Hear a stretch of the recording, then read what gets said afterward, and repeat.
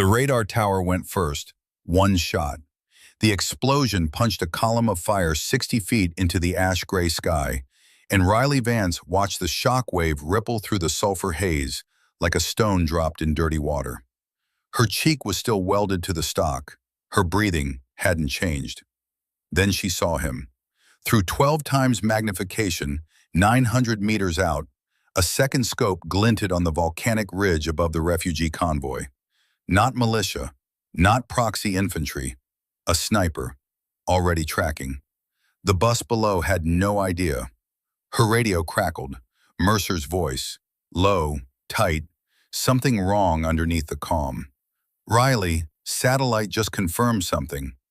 A beat of silence that felt like a held breath. Those refugees? They weren't supposed to be there.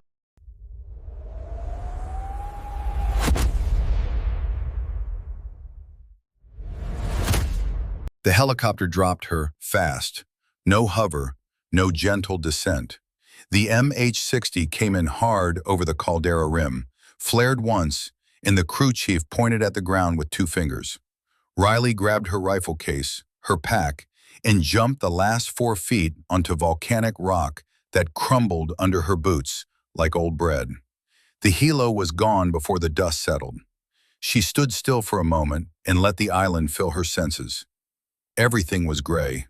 The sky held a permanent overcast, not clouds exactly, but a diffused sulfur haze that filtered the mid-morning sun into something pale and directionless, casting no shadows. The ground was a fractured mosaic of old lava flows, black basalt cracked into plates, with ash collected in the low points like dirty snow. Scrub vegetation clung to the leeward faces of the rock formations. Leafless, skeletal, stripped by thermal winds. The air smelled like struck matches and something older underneath. Earth opening up, pressure finding release. Riley pulled her balaclava up over her nose and breathed through the fabric. Her mission brief was straightforward. In theory, a refugee corridor had been established along the eastern channel between the exclusion zone island and the Israeli coastal perimeter near Eilat. A humanitarian lane approved by Joint Command to move civilian populations displaced by the recent escalation in the Red Sea corridor. 3 convoys were scheduled over 72 hours. Her job was Overwatch, long-range observation post, established by 0900, confirm corridor clear, support extraction if Iranian proxy units attempted interdiction. Simple, elevated, contained. She'd done variations of this job a dozen times in Afghanistan. The variables changed. Mountains became lava fields. Poppy valleys became sulfur flats. But the geometry was always the same. High ground, clear sight lines, patience. She started moving toward her designated OP. The terrain fought her immediately. What looked like solid ground from the air was a treacherous skin over a honeycomb interior. Lava tubes ran beneath the surface in unpredictable networks, and twice in the first 100 meters, she broke through a thin crust into ankle-deep ash pockets. She slowed down, probed with each step. The island didn't want weight on it. It took 40 minutes to cover 600 meters. Her OP was a natural rock shelf on the southeastern ridge, a jutting ledge of hardened basalt that commanded a clean view of the main corridor valley below.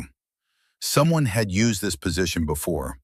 She found the ghost of an old range card scratched into the rock face. Cyrillic lettering, Soviet era, maybe, or someone who trained Soviet style. She photographed it with her phone and set it aside. She unpacked the M110 semi-automatic sniper system, ran her pre-fire checks with the methodical focus of someone who'd long ago stopped thinking of it as a ritual and simply thought of it as breathing.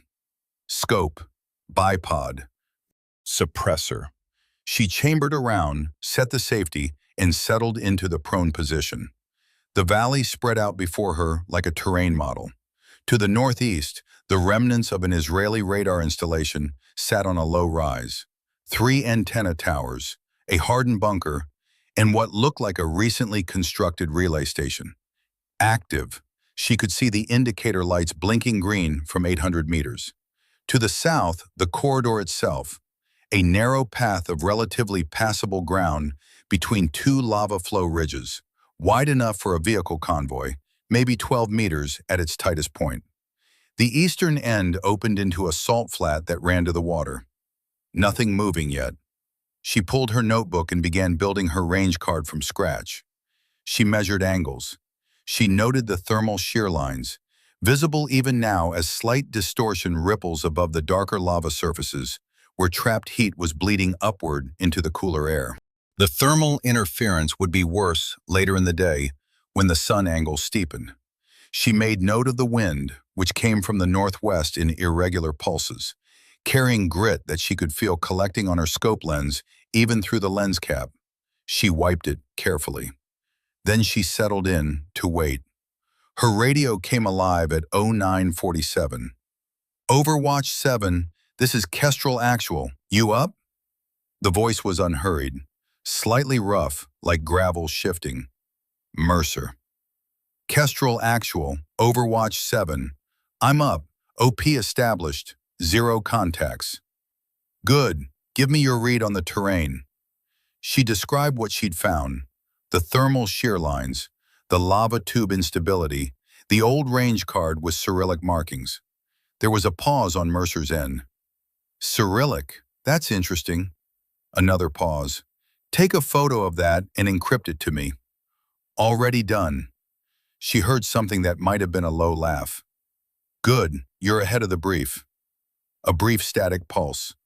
Listen, Captain. Before first convoy rolls, I need to walk you through the threat picture. And I need you to hear some of this outside the official channel because the official brief is incomplete. Riley adjusted her position slightly. Go ahead. Iranian Quds force has had a persistent presence on and around that island for the better part of 8 months, Mercer said.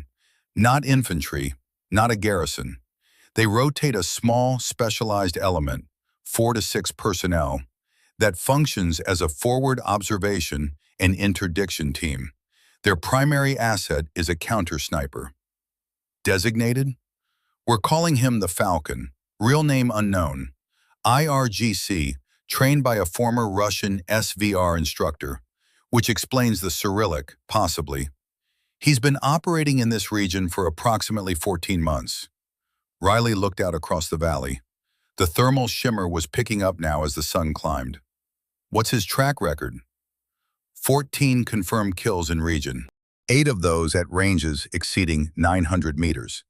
Here's what you need to know about him tactically. Mercer's voice dropped slightly, taking on the quality of a man reconstructing something that bothered him. 12 months ago, U.S.-Israeli Joint Patrol, 2 kilometers north of your current position, team of 8. The Falcon took down the patrol leader at 940 meters. Clean shot, 11-degree downhill angle, crosswind approximately 12 knots. That's a difficult shot, textbook actually, but here's the part that doesn't show up in the official report. She waited. He put that round through the door glass of the lead vehicle, double-paned, ballistic rated, then through the headrest of the passenger seat, then into the patrol leader, who was standing 6 feet behind the vehicle, using it as cover. Mercer let that sit. He'd pre-calculated the glass deflection. 2 surfaces, at 940 meters, in wind. Riley felt the numbers settle into her chest. Not fear, more like calibration, a sense of who she was dealing with.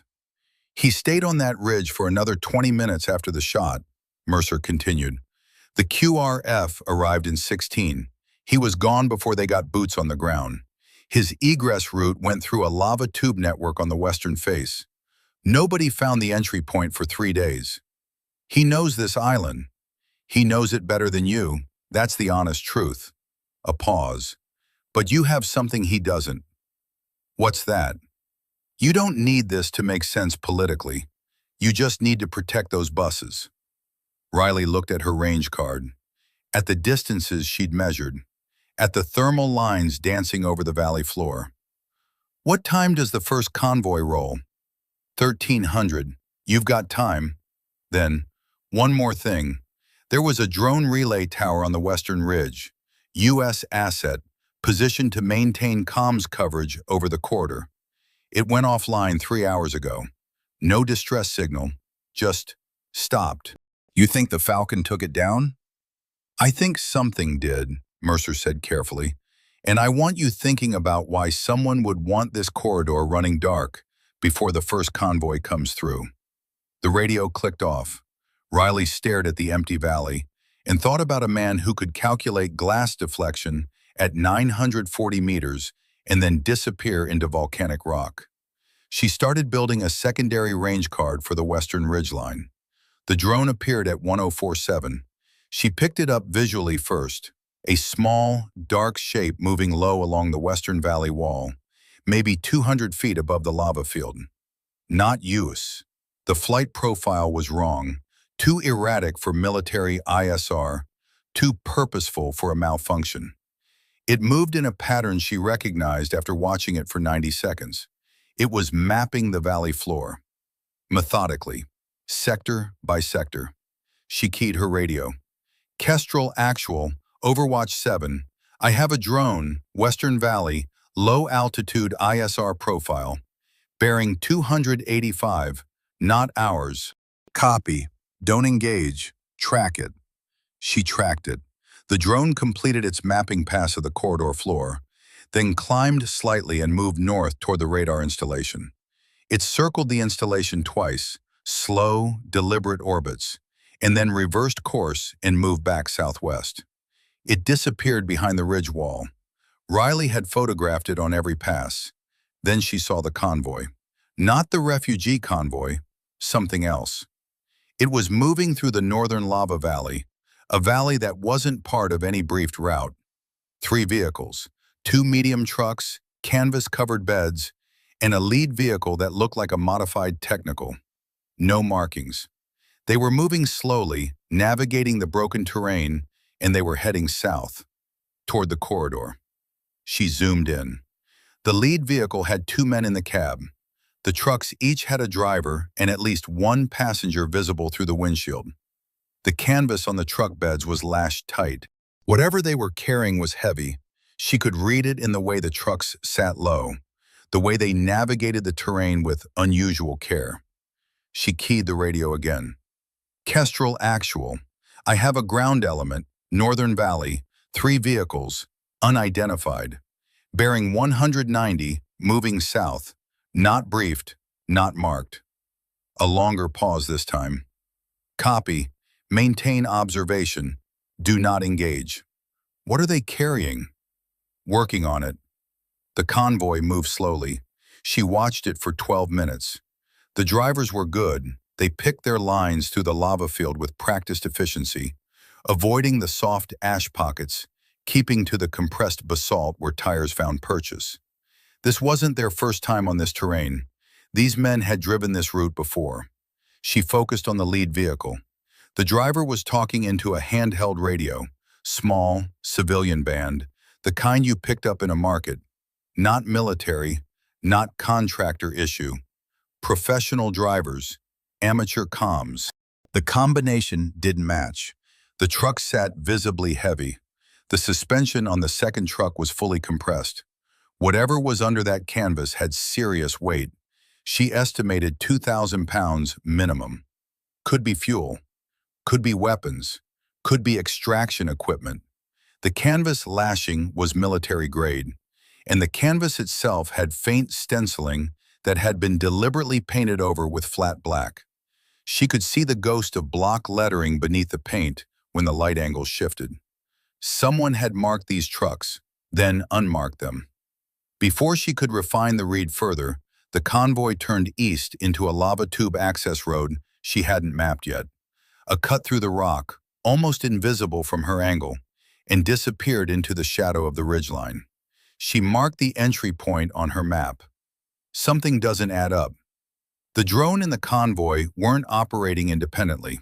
The drone had mapped the valley before the convoy moved. Someone was doing route reconnaissance, not for refugees, for something heavier. She thought about the missing drone relay tower. She thought about Mercer's question, Why would someone want this corridor running dark? She pulled out her notebook and started writing. They arrived early. The radio from the convoy coordinator came in at 12:18, 42 minutes before the scheduled start time. A crackling voice, accent she couldn't quite place, reporting that they'd pushed the departure time up due to a threat assessment from their own security element. 4 buses, approximately 200 civilians, mix of Syrian and Yemeni families displaced by the Red Sea corridor fighting. Riley heard this and felt the timeline compress around her. She wasn't fully ready. Her secondary range cards for the Western Ridgeline were incomplete. She had 2 positions she hadn't yet ranged, and the drone and the mystery convoy were still unaccounted for. Kestrel actual, convoy is early, 1218. I'm not set. I know. Mercer's voice was controlled, but she heard something tighten in it. This wasn't coordinated through our command chain. The convoy organizers moved on their own authority. Who authorized them to be in this corridor? A pause that lasted slightly too long. That's what I'm trying to determine. For now, they're there, they're moving, and you're their overwatch. The first bus appeared at the southern entry to the corridor at 12:31. 4 buses, just as reported, moving in a tight column, maybe 20 meters between vehicles. Civilian, clearly civilian. She could see faces at the windows, children pressed against the glass, a woman holding an infant in the 3rd row of the lead bus. They were moving at cautious speed, navigating the uneven ground. They were also in a corridor that someone had drone mapped 90 minutes earlier. Riley swept the ridgelines. Thermal shimmer, sulfur haze. A hawk, a real one, riding a thermal column over the eastern wall. Nothing. She swept back to the western ridge, moved her scope slowly, methodically, reading the rock faces, looking for negative space, for shapes that didn't belong. The Falcon would be high, she thought. He'd want angle. The ledge formations on the western face offered 3 viable positions that she could see, and at least 2 more she suspected were hidden behind. There, a shape. Not a person, not a weapon. Just a shadow that was slightly wrong. A density difference in the rock face that didn't match the surrounding geology. There one moment, gone the next as the thermal shimmer rolled across her field of view. She marked the azimuth, 847 meters. Kestrel actual, I may have a position on the western ridge. Bearing 272, range 847. Tentative. Copy, buses are in the corridor. What's your confidence on that position? 40%. Hold. She held. The buses moved through the corridor. She kept splitting her attention. Convoy below, western ridge above, watching both with the divided awareness of someone trying to listen to 2 conversations at once. The lead bus reached the midpoint of the corridor. The second bus entered. 3rd, 4th. The shadow on the western ridge didn't move. The convoy cleared the tightest section of the corridor and began opening out toward the salt flat. Nothing happened. Riley let out a slow breath. Then she looked north. The militia element came in from the lava tube access road, the same entry point where the mystery convoy had disappeared earlier. 12 men minimum, moving fast, armed. They were angling to cut off the 4th bus. She didn't think. She ranged. She moved. The lead element was 380 meters from the rear bus and closing fast. Riley calculated, at their pace they'd reach engagement range in under 90 seconds. The 4th bus hadn't seen them yet. Its driver was focused on the uneven ground ahead. The militia were using the lava ridge as cover, moving in a crouch, staying out of the bus driver's mirrors. She keyed the radio. Contact, contact, contact. Militia, northern approach, 12 plus, bearing 015, closing on convoy rear, engaging. She didn't wait for Mercer's response. The lead militiaman was carrying what looked like an RPG launcher. That made him the first priority. He was moving fast, using short bounds, and he was 340 meters out now. Downhill angle from her position, approximately 8 degrees. Wind from the northwest at roughly 6 knots. She made the adjustments in the space between heartbeats. She pressed the trigger on the exhale. The round covered the distance in a fraction of a second. The RPG gunner went down hard. The column froze for 2 seconds. That moment of shock when a man drops and the others haven't processed it yet. She used those 2 seconds. The second shot took the element leader. She identified him by the radio handset in his hand, by the way the others were watching him. He was barking something and reaching for his own weapon when the round arrived. The column broke. Men scattered behind the lava rocks. Third shot. The rearmost man, who had turned to run and was already lifting what she recognized as a satellite phone to his ear. She couldn't let that call go out. The round hit the rock face 6 inches from him. She'd misjudged the wind shift. And the man dropped the phone and threw himself flat. Close enough. Overwatch 7 report, Mercer's voice. 2 down, element broken, suppressed behind cover. Convoy is still moving. They're accelerating. She could see the buses picking up speed, the drivers finally reacting to the sounds ahead. 4th bus is going to clear in approximately 90 seconds. Copy, good shooting. She was already scanning, moving her glass across the rocks where the militia had gone to ground, counting heads, trying to establish whether they'd press the attack or hold. They held. She used the 30 seconds of stillness to do something Mercer had taught her during their pre-mission radio brief, a habit he drilled into every shooter he'd ever trained. She looked at what the militia hadn't done. They hadn't spread out after breaking. They'd compressed, clustering tight behind the largest lava formations. That was fear behavior, untrained men seeking cover in a group, which made them easier targets but harder to distinguish from each other. They weren't counterattacking, they weren't flanking, they were waiting. Waiting for what? She swept the northern ridgeline again. No movement. She swept east, toward the salt flat where the first 3 buses were already clearing. Nothing. She swept back to the western ridge. Then from the western ridge, the position she'd marked at 847 meters, she saw movement. Not militia, something slower, more deliberate. A second scope catching the sun for just an instant before disappearing. The Falcon had been watching everything she'd just done. Kestrel actual, she kept her voice flat. The position I marked at 272, 847, it's active. I had glass movement. Mercer came back immediately. How long has it been active? I don't know. He was there before I opened fire, possibly before the militia moved. She paused, thinking through the geometry. He had a clean look at the convoy the entire time. But he didn't engage the convoy. No. And he didn't engage you. No. The silence stretched. She could hear Mercer thinking.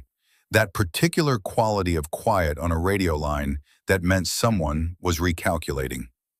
Riley, he said, and the use of her first name was notable. Mercer defaulted to rank and call sign in operational comms. He watched the militia move on that convoy, and he didn't fire to stop them. He watched you fire, and he still didn't engage. What does that tell you? It tells me he had a different priority. What priority? She thought about the drone, the mystery convoy, the dead relay tower to the west, the Falcon's position, which she now realized had a direct line of sight not only to the refugee corridor, but to the Israeli radar installation on the northeastern rise. He's not here for the convoy, she said slowly. He's here for something else. Keep your head down, Mercer said, and start building a profile on his position. I want to know his egress routes before the second convoy. She was already looking, already reading the rock faces above the Falcon's suspected position, the ridgeline, the thermal vents, the shadows that might indicate tube openings. She found what she was looking for 3 minutes later.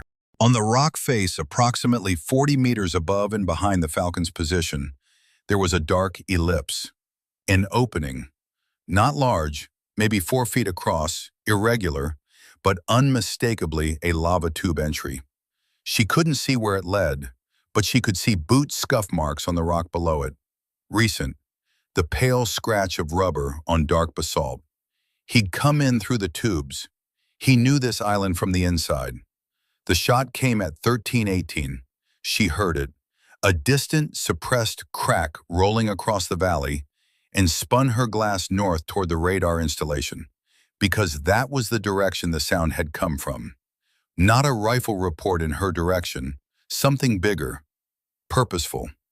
The radar installation's primary relay antenna, the active one she'd noted with the green indicator lights, toppled sideways. A clean, precise strike at the base of the antenna mast. It went down slowly, like a tree, and hit the basalt shelf with a crash she could hear even at 800 meters. The green lights went dark. She stared through her scope. One shot, one antenna. Clean removal of the relay capability. Not destruction for its own sake. Targeted, surgical excision of a specific piece of infrastructure. She ran the geometry. The shot had come from the Falcon's position. He hadn't been watching the convoy. He'd been watching the installation. And he'd waited until the convoy was through, until it was safe, before taking his shot. Kestrel actual, she kept her voice steady. The radar installation's relay antenna has been destroyed. Single shot appears to originate from the Falcon's position. The convoy is clear of the corridor. A very long pause. Say again. He waited for the convoy to clear. Affirmative. Another pause. Mercer said nothing for almost 10 seconds. When he came back, something had shifted in his voice. The tactical calm was still there, but underneath it was something older, something troubled. Riley, that relay antenna wasn't part of the Israeli radar array. His voice was careful, precise, like a man selecting each word individually. That antenna was a privately contracted communications node. It was installed 6 weeks ago. It's not on any Joint Command asset list I've seen. She waited. I'm going to need some time to find out who owns it, Mercer said. But I want you to understand what the Falcon just did. He didn't attack the convoy. He didn't attack you. He attacked a piece of infrastructure that someone went to considerable trouble to keep off the official books. Riley looked at the downed antenna, at the clean break at the base of the mast. She thought about why a counter-sniper working for Iranian proxies would prioritize a private communications node over a refugee convoy. She thought about the drone that had mapped the corridor before the convoys arrived. She thought about 3 unmarked trucks full of heavy cargo disappearing into a lava tube. Kestrel actual, she said. I think we might have the wrong picture on what's happening on this island. I know, Mercer said quietly. I've thought that for about 6 hours now. I just didn't have the evidence until your report. The sulfur wind moved across the ridge. Ash ticked against her scope. Somewhere on the western face, 847 meters away, the Falcon was already moving. He didn't shoot at her. That was the first thing she had to accept. It recalibrated everything. For 40 minutes after the convoy cleared the salt flat, Riley lay in her OP and watched the western ridge with the focused patience of someone who understood that movement was information. The Falcon had his position. She had hers. Neither of them fired.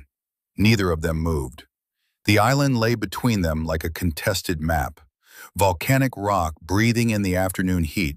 Sulfur haze blurring the middle distances. She started building his profile the only way she knew how, by reading what he'd done and working backward to who he was. Fact, he'd been in position before she arrived. Her insertion had been at 700. The boot scuffs on the lava tube entry point were fresh but not that fresh.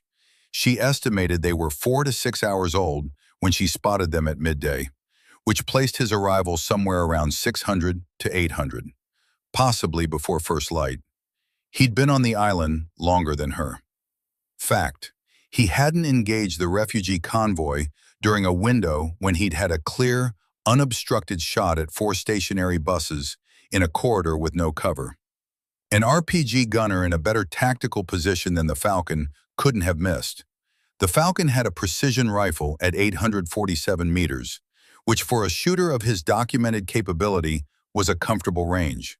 He could have put rounds through every bus window in sequence and been halfway down his egress before the first civilian hit the floor. He hadn't. Fact, he'd waited for the convoy to clear before destroying the relay antenna. The timing wasn't coincidental. He'd been watching the buses. He'd made a decision. She thought about what Mercer had said. Why would someone want this corridor running dark? She thought about the contractor node, private installation, off the Joint Command Asset List. Someone had built an antenna out here, in a volcanic exclusion zone, and not told either the U.S. or Israeli military it existed. She thought about 3 trucks with painted-over stencils disappearing into a lava tube. The picture was assembling itself in her peripheral vision, the way pictures did when you had fragments but not the frame. She could feel the shape of it without being able to see it clearly. Her radio crackled. Mercer's voice, lower than usual, carrying the particular quality of a man who had found something and was choosing his words. Overwatch 7, you still holding position? Affirmative. No movement on the western ridge. No movement from the militia element. They're still behind cover at the northern approach. Copy. I've been running a trace on that comms node. A pause. It's registered to a shell entity, 3 layers deep, but the ultimate parent company is a private military contractor called Helix Strategic Group. The name meant nothing to her. Never heard of them. Most people haven't. They operate primarily in the resource extraction security space. They provide armed logistics and site security for mining operations in conflict zones. Red Sea region, East Africa, parts of Central Asia. Another pause. They have a contract with a consortium of Israeli and European investors who hold exploration rights to a series of volcanic mineral deposits along the Red Sea corridor. Riley looked out at the island, at the black basalt and ash and lava fields that she'd been treating as terrain, as obstacles, as cover. The island, she said. The island, Mercer confirmed. Rare earth minerals, significant deposits according to the geological surveys. Vanadium, lithium, a few others. The volcanic geology concentrates them. In normal times, extraction would require a full permitting process, environmental review, international maritime agreements. But in the current conflict environment, nobody's doing environmental reviews. No, and the conflict gives Helix a contract, security services, logistics, and quiet access to the extraction sites. His voice was flat. Not angry. Mercer didn't do angry on the radio, she was learning. He did precise. The relay node was controlling communications for their logistics operation on the island. The 3 trucks you observed earlier? I'd put money on mining equipment or mineral transport. The drone was mapping the corridor for their trucks, not for the refugees. That's my read. She processed this. The pieces were fitting now, slotting into place with the uncomfortable ease of things that had always been true and were only now becoming visible. The militia, she said, the ones who came after the convoy. Helix doesn't want a stable humanitarian corridor, Mercer said carefully. A stable, internationally observed corridor is bad for their operation. It brings oversight. It brings reporters. It brings people who ask questions. So they're incentivizing instability. I can't prove that yet, but the militia came out of the same lava tube access road as those trucks, and the trucks are Helix Logistics assets. A beat. That's a pattern. Riley looked at the northern approach, where 10 militia fighters were still crouched behind lava rock, waiting. They hadn't retreated. They hadn't called in a medical evacuation for their casualties. They were waiting for orders that hadn't come yet. Because the relay node was gone. Because the Falcon had destroyed it. She looked at the western ridge. Mercer, she said slowly. The Falcon. He came after the relay node specifically. He knew what it was. He knew where it was. Yes, IRGC wouldn't necessarily know about a private contractor comms network unless someone told them. A long pause. That's an interesting line of reasoning, Captain. Or unless they'd been watching this island long enough to figure it out themselves. Also interesting. Another pause. I don't have a clean answer for you on the Falcon's motivations. What I can tell you is that his actions today have been more consistent with someone who wanted that specific node destroyed than someone who wanted to interdict a refugee convoy. A careful beat. I'm not telling you to trust him. I'm telling you the picture is more complicated than the brief. She already knew that. She'd known it since Scene 7, since she watched him wait for 4 buses full of civilians to clear the kill zone before pulling the trigger on a piece of infrastructure. She went back to watching the ridge. Somewhere out there, the Falcon was doing exactly the same thing she was, reading the terrain, building a profile, deciding what came next. The sulfur wind shifted. A faint tremor moved through the rock beneath her, barely perceptible, a vibration more felt than heard, like a distant door closing deep underground. She noted it and kept watching. The eruption started with the smell. She'd been noticing the sulfur since her insertion, had calibrated to it as background noise.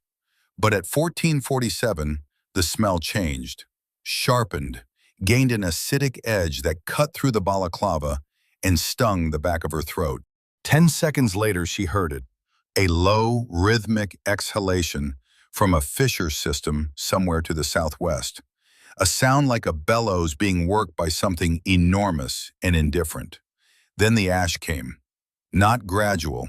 It came as a wall, a gray-brown curtain sweeping east across the caldera from a new vent that opened on the western flank, and it moved with a speed that caught her off guard. She had maybe 8 seconds of warning between seeing the wall approach and having it fold over her position. She buried her face in her arms, pressed her body flat against the rock shelf, and pulled her pack over the scope. The world became texture and sound. The ash hit like driven sand, not soft, not fine dust, but small, sharp particles that rattled against her gear and found the gaps at her collar and cuffs and worked inward. The roar wasn't loud, it was pervasive, everywhere at once, filling the frequency spectrum, smothering distance cues. She couldn't hear anything beyond 30 feet. She couldn't see anything beyond 20 meters. She waited. The main flow took 4 minutes to pass. Then it thinned, became a drifting haze, and the world came back in pieces. Shapes first, then distances, then detail. Her scope lens, despite the cover, had a film of ash on the objective glass. She spent 90 seconds carefully cleaning it, working from the center out, the way Mercer had taught her. You clean from the center, you don't chase the edge, you let the edge clear itself. She reacquired the western ridge. The Falcon's position had been in the direct path of the ash flow. She scanned the ledge system at 847 meters. The ash had settled on every horizontal surface, filling in the shadows, blurring the geometry that she'd been using to read the rock. Everything looked different. The negative spaces she'd been using to track his position were now filled with gray. She moved her glass methodically left to right across the face. Nothing. Nothing. A shape. No, a rock formation she'd already cataloged. Nothing. A dust disturbance. No, the wind was still moving ash off the ridge edge in small cascades. He'd moved. She'd expected that. The ash flow would have forced any sniper off a fixed position. You couldn't hold a rifle steady while ash was filling your optics. Couldn't range find through a gray curtain. He'd moved. The question was, where? She expanded her scan. Northern face of the western ridge. Southern face. The ledge system 200 meters higher that she'd cataloged as a secondary position earlier in the morning. There, the secondary position. A shape that was wrong. Not wrong enough to be obvious, but wrong enough for someone who'd been staring at this ridgeline for 6 hours. A density in the shadow under the upper ledge overhang that was slightly too consistent for natural rock. New range, 910 meters. She marked it and kept watching. The radio had been silent during the ash flow. Now Mercer came back on. Overwatch 7. Status. Operational. Minor ash accumulation on position. The Falcon has relocated. I have a tentative new position, bearing 268, range 910. She paused. What's the seismic picture? Active. The vent that just opened is a secondary fissure on the western flank, not the main caldera. Geologists on the command ship are calling it ongoing instability, possible escalation. A pause. If the main caldera goes active, we're looking at an evacuation scenario. Timeline? Unknown. Could be hours, could be days, could be nothing. His voice was careful. But you should know that the second and third refugee convoys have been stood down pending the seismic assessment. There's nobody else coming through that corridor today. That meant the militia at the northern approach had nothing left to interdict, and she had no civilians left to protect, which changed the tactical equation considerably. What's my mission status? She asked. A pause that told her Mercer was choosing words. Officially, you're still on Overwatch, pending convoy stand-down confirmation. Unofficially, another pause. I need you to stay on that island, Riley, because I'm not done tracing the helix connection, and I need eyes on what comes out of those lava tubes when it gets dark. She looked at the militia element, still holding at the northern approach. 10 men with weapons and no orders, and a long afternoon ahead of them. Understood, she said. At 15:31, the fourth bus came back. She saw it first as dust, a column of it rising from the eastern salt flat, moving west, back toward the corridor. She ranged it immediately, 1,100 meters, moving at approximately 30 kilometers per hour. Too fast for the terrain. The driver was pushing the vehicle hard. She keyed the radio. Kestrel actual. I have bus 4 returning to corridor. Moving fast. That's not a planned movement. Copy. The convoy coordinator is reporting that bus 4 took a wrong turn on the salt flat. GPS failure. They're trying to loop back to the main extraction route. A pause. Convoy coordinator says the bus driver doesn't know the terrain. Riley was already calculating. Bus 4 re-entering the corridor from the east would have to pass through the tightest section of the pass. 12 meters wide, lava walls on both sides, no lateral escape. The militia at the northern approach would see it coming 400 meters before it reached that section. At their current position, they had a direct line of fire into the kill zone. Mercer, the militia at the northern approach is going to see that bus. I see it. Can you suppress them before the bus enters the tight section? She looked at the numbers. The militia were behind cover at the northern approach. She could see 8 of them from her current angle. 2 were in dead ground, behind a lava formation that blocked her line of sight. At 520 meters, she could engage the exposed elements. But the 2 in dead ground were the problem. If they had an RPG or a machine gun in that position, they could still reach the bus. I can suppress 6 of the 8 visible, she said. I have 2 in dead ground on the northern approach. I can't see them. What do you need? I need to know if those 2 are the weapons team. She watched the militia position. The men behind cover were staying down. They'd learned from the earlier engagement that moving was bad. But she could see micro movements, hands, the occasional shift of a weapon barrel. Then she saw it. From the dead ground position, one of the concealed men passed something to a fighter at the edge of cover. An object, cylindrical, approximately a meter long, handed off with the practiced ease of someone who'd done this before. The fighter at the edge of cover took it and disappeared back behind the rock. RPG, and it was behind her dead ground. She couldn't touch it from her current position. I need to move, she told Mercer. I have an RPG team in dead ground. I need 200 meters south to get angle. How long? She looked at the bus, looked at the terrain, at the ash-covered lava field between her current position and the southern ledge that would give her the angle. 4 minutes. The bus enters the corridor in 6. Move. She moved. She broke position for the first time in 7 hours, coming off the shelf in a low crouch, moving fast but controlled across the unstable ground. The ash cover made it worse. She couldn't see the surface reliably, couldn't distinguish solid basalt from thin crust. Twice she broke through into soft material, had to yank her boot free and keep going. She counted steps, counted seconds. The southern ledge was a lower formation than her OP, exposed on the eastern face, less protected. She didn't care. She needed the angle. She reached it in 3 minutes and 40 seconds, went prone, established her bipod, and found the militia position in her scope. New angle, new sight lines. The dead ground that had concealed the RPG team from her OP was now partially open. She could see the edge of their position. One man, kneeling, the RPG on his shoulder, aimed at the corridor entrance. She had a partial target, maybe 35% exposure, head and right shoulder. The bus was 400 meters from the corridor entrance. She made the shot. The round hit the lava formation face 6 inches above the RPG gunner's shoulder. Not a clean hit. She'd been rushed. The angle was bad. The ash on her scope was still affecting her read. But the RPG gunner threw himself flat, and in that motion, the launcher shifted, and when he'd gone down, the tube was pointing at the sky. The bus entered the corridor. She was already cycling.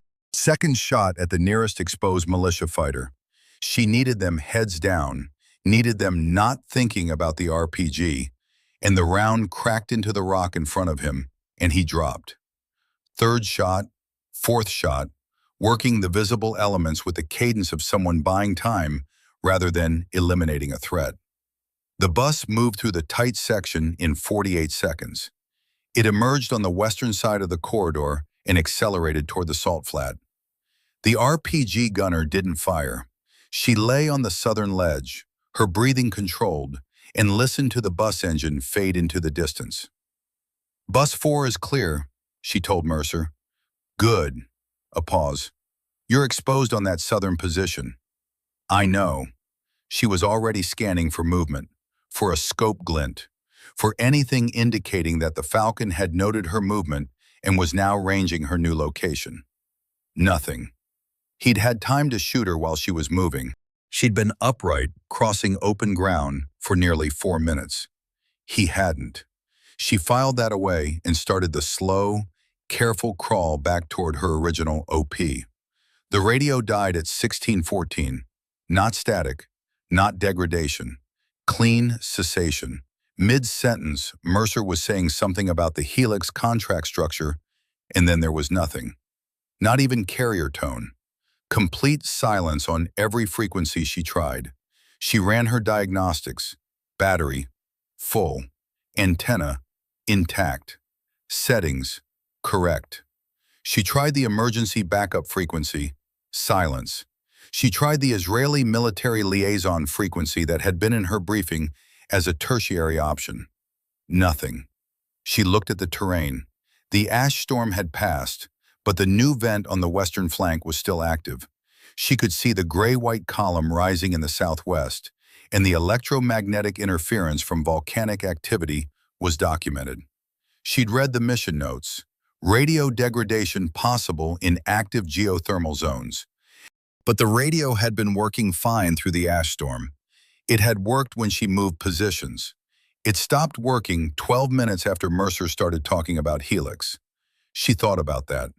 The Falcon had destroyed the private comms node at 1318. If Helix had a backup capability, a secondary system, a mobile relay, something they'd kept offline as a contingency, they could have brought it up after the primary node went down. A backup relay that operated on a broader frequency band, strong enough to jam or overpower her radio signal, which meant Helix knew she was here. The militia at the northern approach, the early convoy arrival that nobody had coordinated, the drone that had mapped the corridor before the buses came through. She'd been attributing these things to Iranian proxy operations, to the Falcon's network. But the Falcon had destroyed their relay. The Falcon had waited for the buses to clear. The militia had come out of the same tunnel as the Helix trucks. She pulled her map and reoriented. She was operating alone, no comms, on an island with active militia, an active counter-sniper, an active volcanic vent, and, she was now fairly certain, an active private military operation that had reasons to want her dead, or at least neutralized. She took a breath. She started thinking about what she still controlled. She had her rifle. She had approximately 60 rounds of ammunition. She'd used 7 in the 2 engagements, had 53 remaining across her mags. She had water for 18 hours. She had her range cards.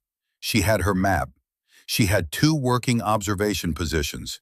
And she had the information she'd already gathered. The Helix connection, the tunnel entry point, the painted-over trucks, the drone flight path, the relay node location. All of it documented in her notebook. The notebook didn't need a radio. She settled back into her OP on the main shelf and started thinking about what the Falcon was doing with his afternoon. The radio came back at 17:03. Partial. Degraded. Every third word eaten by static or interference, coming in fragments like a conversation heard through a wall. But it was Mercer's voice, and she could read the structure even when she lost the words. Can hear me, static. Helix has, static. Secondary relay, mobile unit, static. They brought it up, static. Jamming your primary band. Mercer, I'm reading you broken. Confirm, Helix is running a mobile jammer. Affirmative, static. Riley, static. I found something else, static. The signal cleared for 10 seconds, clean enough to hear his voice with its full weight. The Mineral Rights Consortium that owns Helix's contract, 2 of the board members are former DoD contractors. One of them sat on the committee that approved the humanitarian corridor. Then the static swallowed it again. She let that sit. The humanitarian corridor had been approved by someone with a financial interest in keeping the conflict environment stable enough to operate in, but unstable enough to justify security contracts. The refugee buses were cover, international humanitarian cover, that justified the corridor's existence and kept it off the military's radar as a potential logistics route. The buses were a legitimacy shield for the trucks. She thought about the children she'd seen pressed against the bus windows, about the woman with the infant, about the driver of bus 4 pushing his vehicle too fast across a salt flat because the GPS had failed, or because someone had spoofed his GPS and sent him back into the corridor for reasons she didn't fully understand yet. She thought about what it meant that someone had approved this corridor, knowing exactly what it would be used for. The radio cleared again, briefly. Mercer 2, static. Riley, I need you, static. Then static consumed it entirely, and she was alone again. She looked at the sun angle, maybe 3 hours of usable light left. She looked at the lava tube entry point where the militia had emerged and the Helix trucks had disappeared. She started thinking about what was in those tubes. Then Mercer cut back through the static, clearer this time, and she could hear something different in his voice. Not alarm. Mercer didn't do alarm, but a particular quality of deliberateness that she was learning to recognize as his version of urgency. Riley, listen carefully. I've flagged the Helix connection up my chain. I'm getting pushback. A pause. The liaison officer on this command ship, the one who manages contractor oversight, his name is on the authorization chain for the secondary relay deployment. Another pause, waited. I don't know who on this ship I can trust. She pressed the radio to her ear. Say again. I said I don't know who I can trust on this ship. I'm going to keep working it, but I wanted you to know that my ability to get you extraction or reinforcement through normal channels is a burst of static. Compromised. The radio went to static and stayed there. Riley lay in her OP and looked at the volcanic island that was trying to kill her through geology alone. Without any human assistance, she was on her own. Mercer was trying to work the problem from his end. The normal support architecture was compromised to an unknown degree. She had her rifle and 60 rounds and a notebook full of evidence that she wasn't sure would survive her if things went wrong. She pulled the notebook out and looked at it. Then she did something deliberate. She photographed every page with her phone. 12 pages of observations, positions, timings, the Cyrillic range card, the truck descriptions, the drone flight path. She sent the photos to Mercer's encrypted channel. She sent copies to her own backup address. She sent one copy, encrypted, to her sister in San Diego, who didn't know what to do with encrypted military intelligence and would hopefully never need to open it. Then she put the phone away and went back to watching the ridgeline. The Falcon started talking to her at 1722. Not literally. He couldn't know her radio frequency, and even if he did, she wouldn't have answered. He talked in the language they both understood, positions. The first move was subtle. A pebble displacement on the eastern face of the western ridge. Not natural, not wind, a deliberate dislodgement that sent a small cascade of rock chips rattling down the basalt face. She saw it, tracked it, found the source point. He'd moved again. New position, roughly 870 meters, slightly more northern than before. He was testing her reaction time, seeing how quickly she could identify a movement indicator. She didn't respond, didn't shift her barrel, didn't give him anything. 8 minutes later, another move, this one to the south. A thermal shimmer disturbance above a position she hadn't been watching, 50 meters south of his previous location. Not a shot, not an aggressive act, a demonstration. I can move without you tracking me. She cataloged both positions without reacting visibly. The third move was different, a shot, but not at her. The round hit the rock face of her position 3 feet to her left. Clean, flat crack of a suppressed rifle, and then a white scar in the basalt where the round had struck. She felt the shock wave through the rock. She pressed flat and waited. No second shot. She stayed flat for 3 minutes, then very slowly raised her head and scanned. He was back at the 910-meter position under the upper ledge. She could see the density in the shadow that she'd cataloged earlier. He'd gone back to his secondary. The shot hadn't been an attempt to hit her. The angle was too far left for that. Even accounting for wind, she'd been 18 inches outside the margin of error for a shooter of his capability at 870 meters. He'd aimed at the rock. He'd aimed at the rock deliberately. He was telling her something. She thought about what? A warning? Move, or the next one is on target. A demonstration of his position accuracy, that he could put around 3 feet left of her head at 870 meters if he chose to, which meant the next one could be 3 feet right and inside her skull, or something else. She looked at the impact point, 3 feet to her left. The shot had come from the south position location he'd used for his second move. She pulled out her notebook and plotted the angles. His confirmed position, the trajectory to her current location, the 3-foot deviation to the left. The deviation was to the west. She looked west. The mobile jammer unit, if it was positioned somewhere on the western approach, somewhere between her and the volcanic vent, somewhere in the ground she hadn't been able to observe clearly because of the ash haze in the distance, a shot pointing west from her position was telling her to look west. She swung her glass to the western approach. Slow, methodical. She found the vehicle at 1,300 meters. Half concealed behind a lava flow ridge, a compact utility truck with a mast-mounted antenna array on its roof.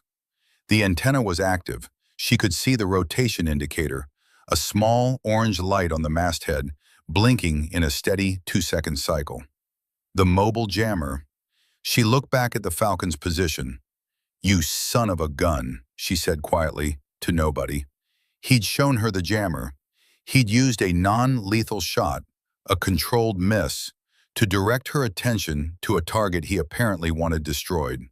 She keyed her radio. Still static, still blocked. She looked at the jammer vehicle. 1,300 meters.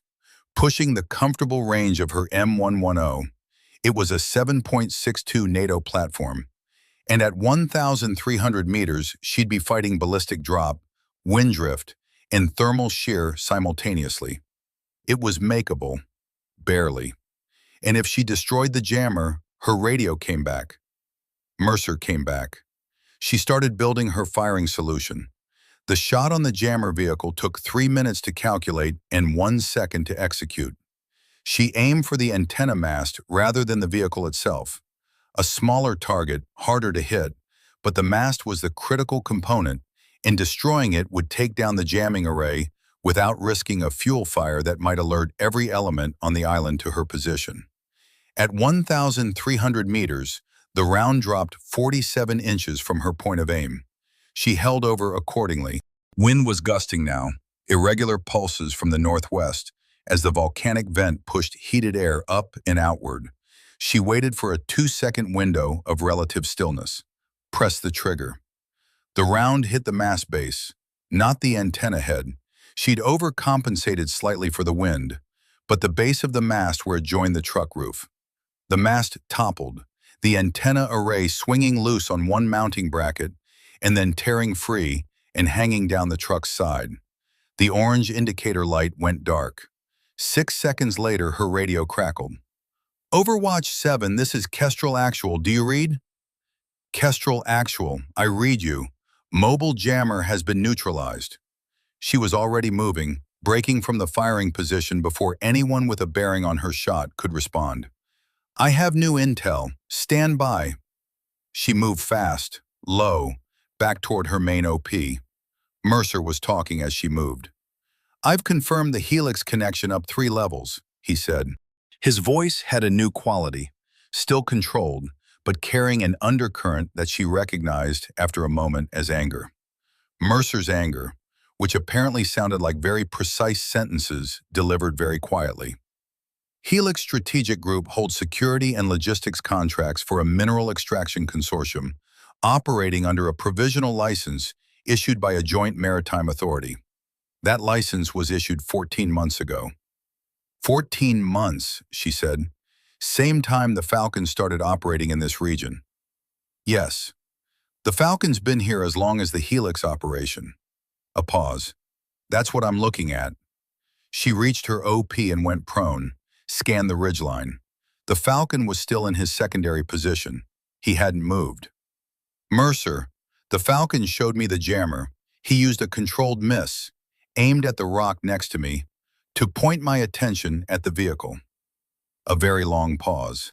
You're telling me an IRGC counter-sniper directed you to destroy a private contractor jamming system? That's what I'm telling you. She could hear him breathing, could hear the sound of a man reorganizing his understanding of a situation. The official brief says the Falcon is here to interdict the refugee corridor for Iranian proxy purposes, Mercer said finally. That's what the Helix liaison officer told the command ship. That's what got put in your mission file. The Helix liaison officer whose name is on the relay authorization chain? Yes. She thought about it. Thought about who would benefit from the story being that an Iranian sniper was targeting refugee convoys. Thought about who would benefit from U.S. military resources being directed at that Iranian sniper rather than at the private infrastructure on the same island. Helix told the command ship that the Falcon was here to attack the convoys, she said slowly, so that U.S. Overwatch, me, would be focused on stopping him instead of looking at what Helix was doing. And if the Falcon actually did attack the convoys, it would have validated the narrative and given Helix clean hands, Mercer said. But he didn't attack the convoys. He attacked their infrastructure instead. The silence stretched between them. Riley lay on volcanic rock 1,100 miles from the nearest U.S. base and processed the shape of what she was seeing. A private military company with financial interests in keeping a conflict zone active had used a humanitarian corridor as cover for logistics operations. They'd embedded themselves in the command structure of the operation, overseeing their own activities. They'd framed an Iranian counter-sniper as a refugee targeting terrorist to direct U.S. military resources away from their operation. And they'd positioned militia, paid, equipped, and directed through the same tunnel network they used for their trucks, to create the instability that justified their continued presence. The war on this island wasn't between the U.S. and Iran. The war on this island was between Helix and anyone who got in their way. "What's the second convoy status?" she asked. "Stood down due to seismic activity." A pause. "But the convoy coordinator, the one who pushed the first convoy early, has been in contact with the command ship again. He's saying the seismic risk is being overstated. He's pushing to run the second convoy tonight." She looked at the volcanic vent column rising in the southwest. At the tremors she could feel in the rock every 20 minutes, small vibrations that were getting slightly less small. "The seismic risk is not being overstated," she said. "No, it's not." A pause. "The convoy coordinator is a Helix employee. He doesn't care about the seismic risk. He cares about getting the second set of trucks through the tunnel while there's legitimate convoy traffic to mask the movement, and getting more refugees into a kill zone to maintain their legitimacy shield." Yes. She pressed her forehead against the cool stock of her rifle and looked at the evening light coming across the ash-gray valley. She thought about the woman with the infant on the third bus, about the children with their faces pressed to the glass. They hadn't known. They never knew. That was the mechanism. That was how it worked. You put real civilians in a real humanitarian crisis, and you use their reality as a wrapper for something else. And the civilians never needed to know because their suffering was genuine, and their presence was genuine, and the photograph of their faces was genuine. And all of that genuineness laundered whatever was moving in the trucks behind them. The people who designed the corridor had understood this. They'd understood it before the first bus ever rolled. She thought about the name on the committee that had approved the corridor. A former DOD contractor who now sat on a board of directors for a mineral rights consortium. A man who had once signed orders that people like her carried out in places like this.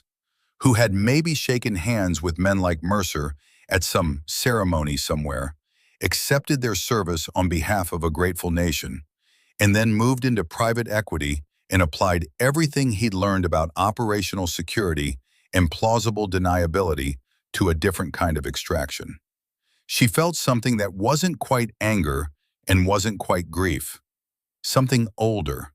The specific exhaustion of someone who'd spent years doing a hard, necessary job and was now learning, again, that the necessity wasn't always the reason. "What do I do, Mercer?" A pause that was different from his other pauses. Not calculating, something older. "You do what you came here to do," he said quietly. "You protect the corridor. Just maybe not from who they told you to protect it from." The seismic event at 1834 was the largest yet. She felt it coming. A 5-second warning in the form of a deep, subsonic rumble that she felt in her sternum before her ears registered it. And she braced herself flat against the rock shelf. The tremor lasted 11 seconds. Rocks fell from the ridge faces.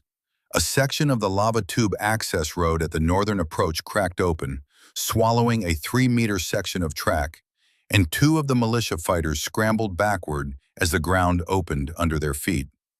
When it passed, she could see through her scope that the militia position had fractured.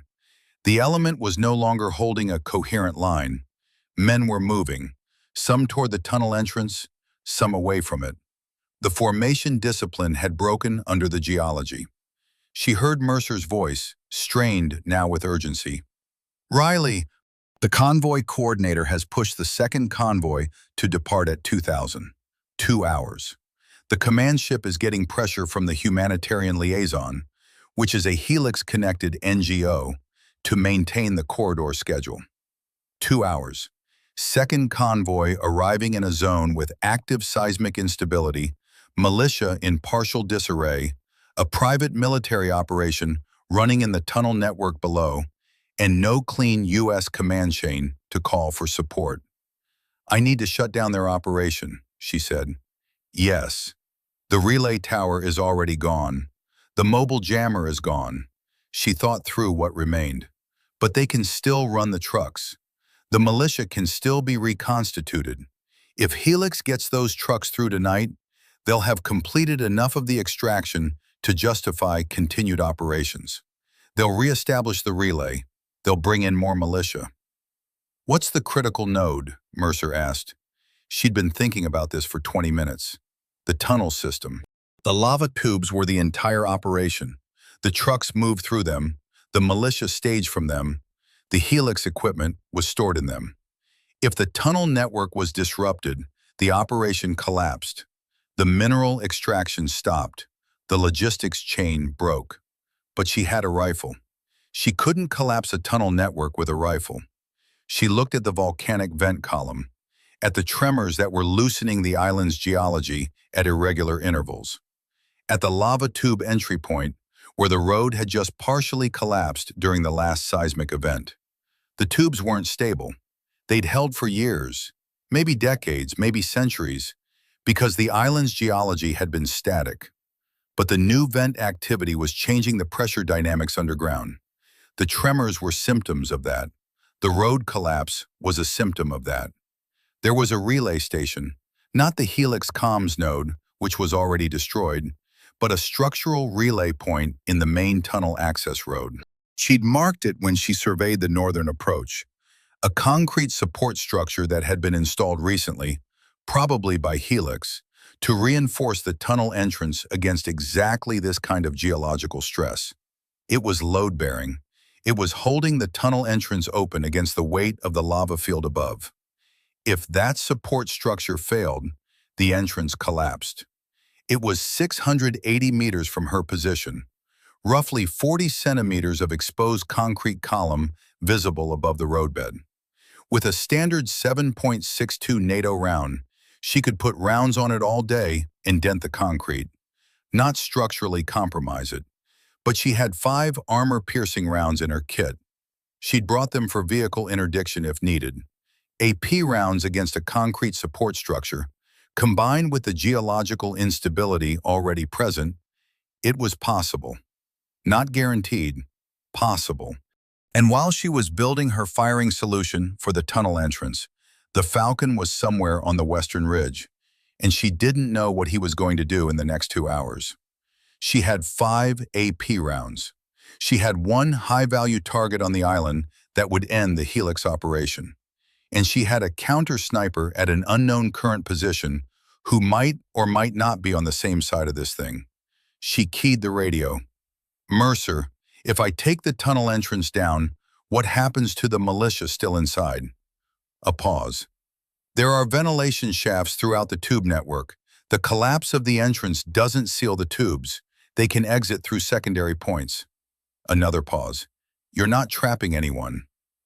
And if the geological instability escalates while I'm working the target, then you extract.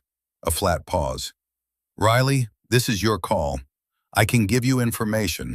I can't give you an extraction team, and I can't give you authority because the people who have that authority on this ship are the same people who have been compromised. This is your call. She looked at the tunnel entrance, looked at the 5 AP rounds in the pouch on her kit, looked at the western ridge. Somewhere out there, the Falcon was making his own calculation. They were looking at the same island from opposite ridge lines, and she had a feeling, unverified, tactical, the kind of read that came from 7 hours of watching how a man moved and what he prioritized, that he'd already made his choice. She loaded the first AP round. She was halfway through building her firing solution for the tunnel support when she saw the Falcon move. Not subtly this time. He came off the upper ledge position and moved down the western ridge face in the open. A deliberate, fast traverse along a diagonal line that took him lower and farther south on the ridge. He was moving to a new position, and he wasn't hiding it. She tracked him in her scope. He stopped at a lower ledge, 840 meters out, and she could see him clearly for the first time since she'd arrived on the island. Dark clothing, ash-covered, a long-barreled rifle with a suppressor, and what looked like a thermal-capable scope. He was prone.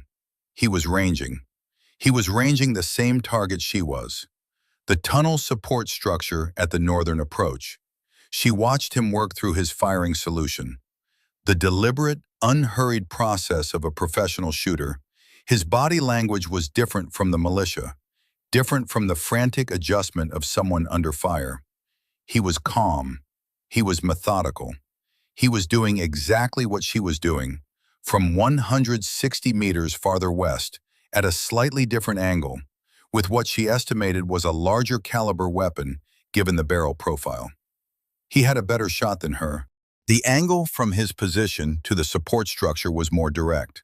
Less wind exposure, better sight line past the road collapse that was partially obstructing her view of the column. And if that was a .338 Lapua or a Russian equivalent, he had more energy on target than her 7.62. He was going to take the shot, and she was still aimed at him. She felt the full weight of the moment. She had the Falcon in her scope. He was the target she'd been sent here to neutralize. Everything in her mission brief said he was the enemy.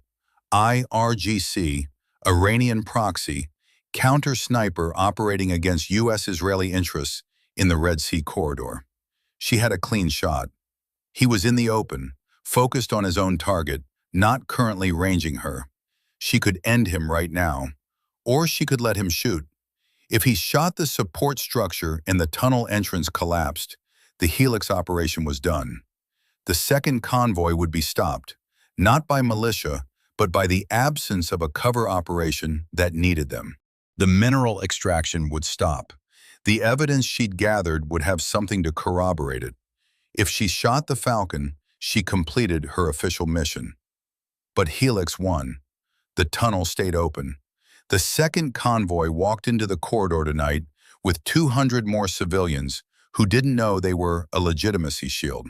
And everything she'd spent the last 8 hours understanding became a report that got filed by a command chain that was already compromised. She kept her scope on him. He wasn't looking at her.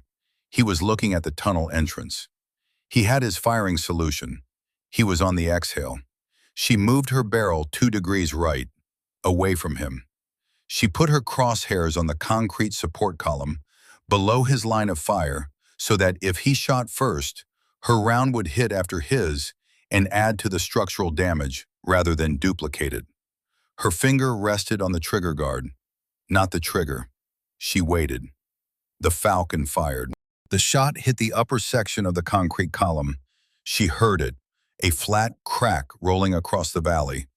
She saw the concrete fracture, a dark scar spreading from the impact point. The column shuddered, didn't collapse. She fired her first AP round. It hit 8 inches below his impact point, more fracturing. The column leaned, slightly, barely perceptible, but she could see it in her scope.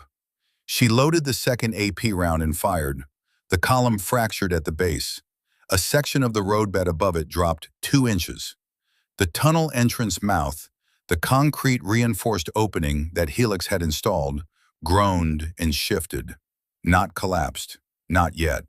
She loaded the third, fired. The entrance collapsed. Not catastrophically, not a dramatic implosion, not a cinematic cascade. A section of the reinforced roof dropped into the entrance mouth. Dust billowed. The road surface ahead of the entrance cracked and tilted. The opening was gone, filled with 3 meters of collapsed lava and concrete. No trucks were getting through that entrance tonight. She lay flat on the rock shelf and listened to the island settle. The sound of collapse faded. The volcanic vent kept exhaling in the southwest. The tremors continued their irregular rhythm. She looked at the Falcon's position. He was looking back at her. She could see the glint of his scope directly. For a long moment, maybe 5 seconds, maybe 10, neither of them moved. 2 shooters on opposing ridgelines, rifles aimed at targets that neither of them was shooting at. Then the Falcon stood up. He stood upright on the ledge, fully exposed, not attempting to conceal himself. He looked in her direction for 3 seconds. Then he turned and walked back up the ridge, unhurried, toward the lava tube entry point she'd identified that morning. He disappeared into the rock. She stared at the empty ledge for a long time. Then she keyed her radio. Kestrel actual. Tunnel entrance has been collapsed. The Helix logistics route is neutralized. A pause.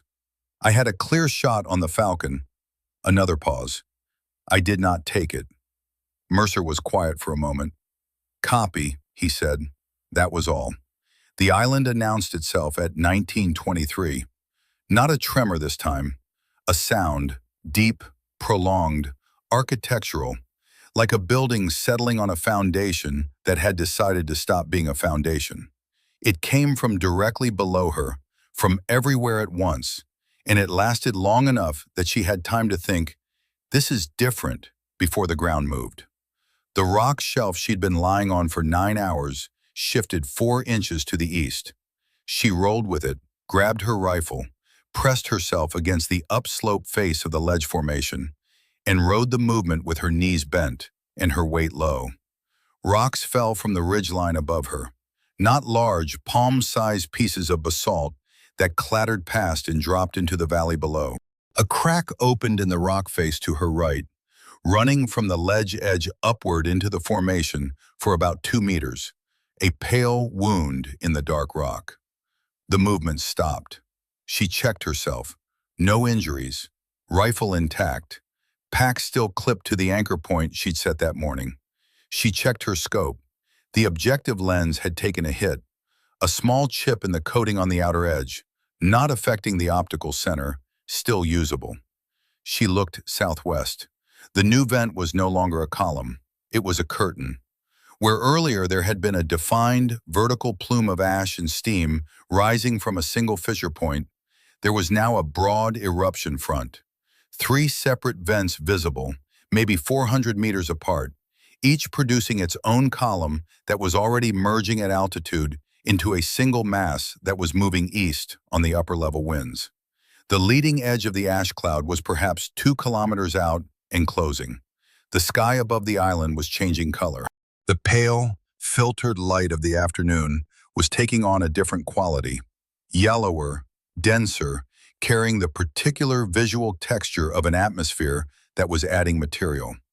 The light source was still the setting sun, but the sun was now filtering through the first tendrils of the ash plume, and the shadows were getting strange. She keyed the radio. Kestrel actual. The western vent system has expanded. I have 3 active vents, ash cloud moving east. This is escalating. Mercer came back immediately. Geologists confirm they're calling a significant eruption event, could escalate to a full caldera response. Command ship is moving to safe distance. A pause. Riley, I need to tell you something. She waited. I've been trying to get an extraction helicopter to you for the last 90 minutes. Every asset has been redirected. The official reason is seismic safety. No aviation in the exclusion zone during the eruption event. His voice was precise, flat. The unofficial reason is that the Helix liaison officer has significant influence over asset allocation on this ship. And he knows the jammer went down, and he knows the tunnel collapsed, and he's not happy. He's blocking my extraction. He's influencing asset allocation in ways that have the same effect. A beat. I'm working around it, but I don't have a timeline for you. She looked at the ash cloud, at the fractured road below, at the militia position which was now empty. The seismic event had cleared it completely, the remaining fighters having apparently reached the same conclusion about the island's intentions that she was reaching. She was alone on the island, except for the Falcon. Does he know I'm still here? She asked. I have to assume yes. Then he needs to move his timeline up, because this island is not going to be survivable in... She looked at the ash cloud advance rate, at the vent expansion, at the tremor intervals that were now coming every 6 to 8 minutes, rather than every 20, 90 minutes, maybe less. I know. Mercer's voice carried something she'd never heard in it before. Not fear, but the particular quality of a man who was angry at his own helplessness. I'm working it, Riley. Keep moving. She started moving. She was heading east, toward the salt flat, toward open ground away from the ridge lines that were shedding rocks with every tremor, when she saw the second helix element. They came from the southern lava valley, not the main tunnel, a secondary access that she hadn't fully mapped, a route she'd noted as a possibility but hadn't confirmed. 4 men, armed, moving fast. Not militia. Better equipped, better organized, moving with the deliberate efficiency of trained security personnel. They were heading toward the tunnel collapse at the northern approach, and they were between her and the salt flat. She went to ground behind a lava formation and assessed. 4 men, approximately 280 meters out, moving northeast. If they reached the northern approach, they'd have line of sight to her escape route east. If they were looking for her, which she had to assume they were, she had maybe 4 minutes before they established a blocking position. She keyed the radio. Mercer, second helix element, Southern Valley, 4 personnel, bearing 035, 280 meters, blocking my eastern egress. Copy. A pause. Riley. I know. She was already ranging. I know. She could engage them. 4 trained personnel at 280 meters with a suppressed rifle, and the terrain advantage was a manageable problem. She could work the problem. But she was looking at 4 human beings, and the rifle in her hands, and she thought about the Falcon standing on his ledge afterward. About choices. She thought about it for 3 seconds. Then she made the professional calculation. These men were armed. They were moving to block her egress during an active volcanic eruption, and leaving them in place was the thing that would get her killed, not the alternative. She worked from right to left, the near side elements first, keeping the far side men from having a chance to break and find cover. 2 shots, fast, both on target. The third man went to ground and returned fire. She heard the rounds cracking past, high and left, unaimed panic fire from someone who just watched 2 colleagues go down in 2 seconds and didn't have a sightline on her. The 4th man ran. She let him run. She needed him to carry a report back, she realized. She needed someone to tell the Helix liaison officer on the command ship that his security element on the island had been engaged and neutralized, that his extraction team was gone, that his tunnel was collapsed, and that whoever he'd sent to clean up after himself had failed. The running man was a message. She moved. She came off the lava formation in a low sprint, heading northeast, parallel to the route the Helix security team had been using. The volcanic activity was louder now, a sustained bass vibration that she felt in her chest and her boots simultaneously. The ash cloud was overhead. She could see it when she glanced up, a ceiling of gray-brown particulate blocking the last of the afternoon light. The visibility was dropping. She'd covered 200 meters when she heard the shot. Not at her. Far side of the valley, the western ridgeline. A single suppressed crack, and then the sound of a structural collapse. Distant, followed by a secondary rumble that merged with the volcanic tremor and became indistinguishable from it. She stopped and looked west through her scope.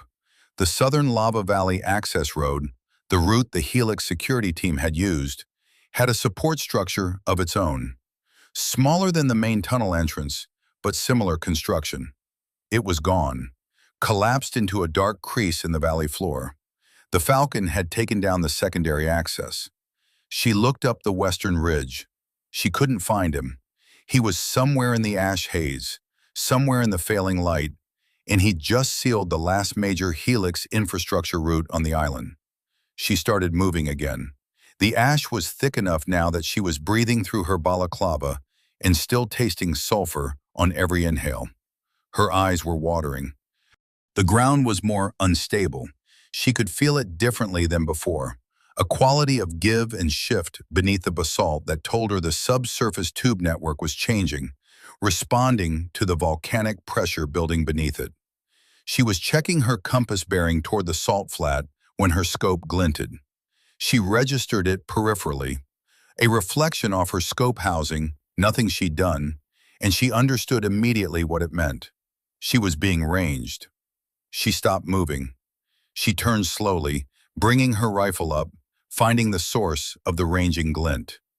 840 meters, the western ridge, lower face, a position she hadn't cataloged, a natural ledge break that the Falcon had apparently found during his afternoon of moving. He was there. She could see him. He could see her. They looked at each other through 12 times magnification across 840 meters of volcanic terrain.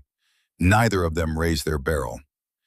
She saw him tilt his head slightly, a small movement, almost casual.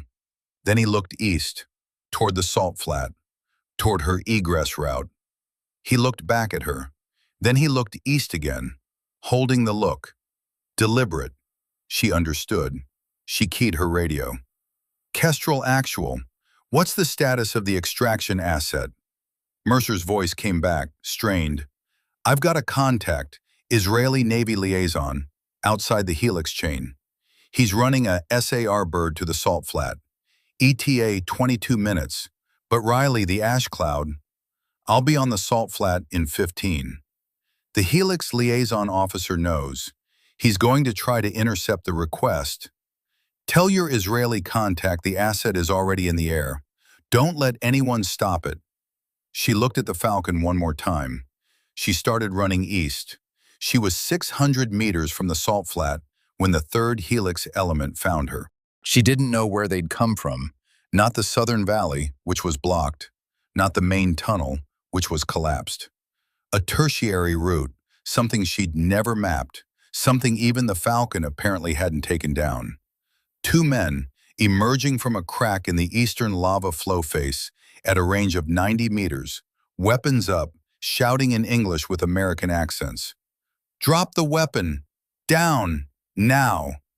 Not militia, not proxy fighters, Helix Direct Action Security, Westerners, the kind of men who'd done this work before in other conflict zones, who were being paid very well and had been told a story about an unauthorized military operator who had compromised a legitimate security operation. They believed what they'd been told. She could see it in how they moved, how they held their weapons. These weren't mercenaries running wild. These were professionals following orders from someone they trusted. She stopped. 90 meters. Two weapons on her. She was carrying her rifle in a two-handed grip, muzzle down, not in a firing position. If she raised it, she was dead. If she didn't, she looked at the men. She looked at their faces. She lowered herself to one knee and set the rifle down. The nearer man, bigger, moving faster, clearly the lead, closed the distance to 20 meters. Hands. Let me see your hands. She raised her hands. I'm Captain Riley Vance, U.S. Army. I'm on an authorized Overwatch mission. We know who you are. He wasn't slowing down. 15 meters. His partner was flanking left, keeping his weapon on her. You've been operating outside your mission parameters. You've destroyed private infrastructure. You've engaged contractor personnel. I engaged armed hostile elements who were interdicting a refugee corridor. That's not... He stopped, cocked his head, listening to something in his earpiece. She watched his face change. It was subtle, a micro-expression, a recalibration behind the eyes. Whatever he was hearing in his earpiece wasn't what he'd expected to hear. His weapon didn't lower, but his forward movement stopped. She heard it a second later. The helicopter, still distant, still east, maybe 5 kilometers over the Red Sea, coming west across the salt flat, its rotors a low thrum that the volcanic ambient noise had been covering until it got close enough to cut through. The extraction bird. The lead Helix operator heard it and made a calculation. She could watch him make it, could watch him weigh the value of what he'd been sent to do against the value of still being on a volcanically active island when an extraction bird landed 600 meters away, and whoever was on that bird saw what he was doing. He lowered his weapon slightly. Your extraction is in the air, he said. His voice had shifted, still hard, but carrying a new quality. An exit. Yes, she said. You're going to walk to the salt flat. We're going to walk away. And whatever report you file is going to reflect. The ground moved. The tremor was shorter than the earlier ones, but deeper. A sharp jolt, vertical, that snapped through the rock like a whip crack. The helix operator staggered. His partner grabbed a rock formation for balance. In the 3 seconds of disorientation, she was on her feet, her rifle in her hands, moving east in a dead sprint. She heard shouts behind her. No shots. She ran. She was 200 meters from the salt flat when she stopped. Behind her, the island was coming apart. The ash was a wall now, not a cloud. A solid gray curtain that had closed off the western half of the terrain, swallowing the ridgelines, erasing the valley. The volcanic light was reddish at the horizon, where the western vents were visible through the haze. Orange at the base, fading to brown, fading to gray. The air tasted like iron and sulfur and hot stone. She turned around. The 2 helix operators had stopped pursuing. She could see them at the edge of visibility, 150 meters back, moving south, toward their own egress, toward whatever route they had off this island that didn't involve waiting for a military extraction bird. She watched them go. Then she raised her rifle one final time and looked through her scope at the volcanic ridgeline to the west. She scanned for the Falcon. She found him. He was on the central ridge face, not a firing position, not a surveillance position. He was moving north along a traverse route that would take him down the ridge's northern spur and toward a section of the coastline she hadn't been able to observe from her OP. A small boat, had to be.